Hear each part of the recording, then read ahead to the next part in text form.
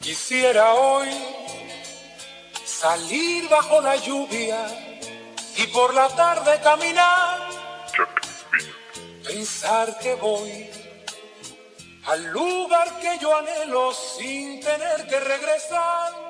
Ubusin mo ba na mamalangin mo sa buhay mo? Hindi mo na maibabalik ang benas mo, lalo na ang sakit mo sa utak mo. Kaya ang mental isara nyo na baka makawala pa ang sira-sira. Wala pa yan nagmasasakit pa yan ng kapasira-sira ulo din.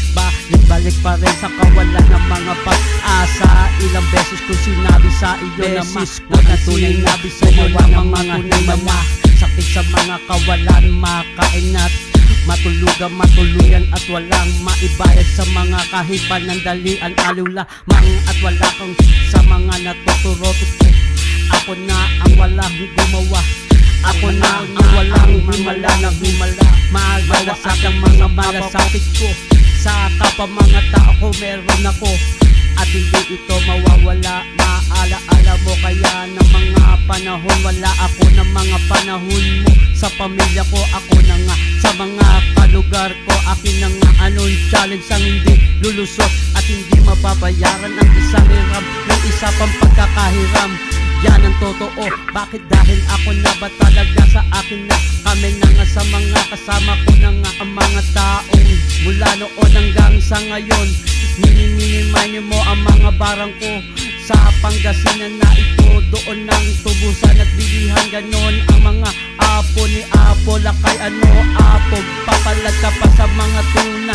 Nalihitin mo timo ng mga lalaman ng mga liham sa papel. Sa lupang ng mga lupang tigang at sa akin ay nananabik. Ngayon tayo upo tuwadali sa mga totoo mga mandarataas sa mga mandaragat. Para ba si Captain Hook, pirata na nga, pinipirata pa ng mga taong bandido sa panahon ng hapon. Ang suon sa akin na ang mga bago, mga legacy ako mula na nga nagmula sa mga tunay na kalagayan ng mga dating kupal-kupal lang. Sa akin yun, ako din pagkatapos na mga tumama ng mga bumulagta ang mga taong hindi umabot sa buhay na wala hangganan. Sana hindi nagbiro ang tadhana. Wala tayo magagawa kapag ang Diyos na ang naningil sa buhay na ating hiniram. Darating ang oras nating lahat, huwag kayong mag-alala.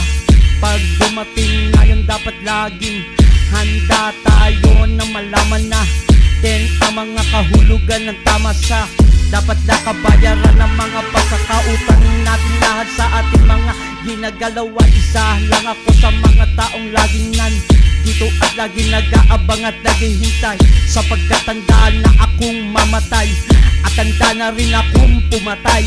Yan ang mga dahilan, yan ang mga tunay na, yan ang mga mandarata at ang mga mandaragat, ang mga mandirigma.